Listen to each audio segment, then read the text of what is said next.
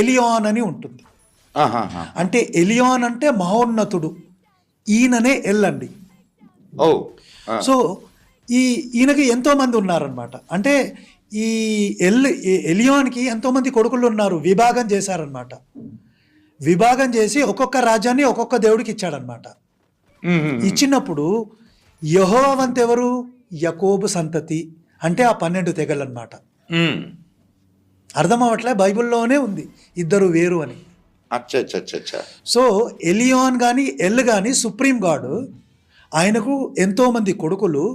ఆ ఒక్కొక్క కొడుకు అంటే దేవత, డెమిగాడ్ అనుకోండి. ఆ డెమిగాడ్కి ఒక్కొక్క రాజ్యం ఇచ్చాడు. యాకోబు అని 12 తెగలు యూదోళ్ళు ఉన్నారు కదా, వాళ్ళకి దేవుడు ఎవరు? యెహోవా. ఇది బైబుల్లోనే ఆధారం ఉంది. రైట్. ఇది ఈ జాన్ పాల్ అనే పాస్టర్ని నేను ఇంటర్వ్యూ చేసినప్పుడు ఈ మాట నేను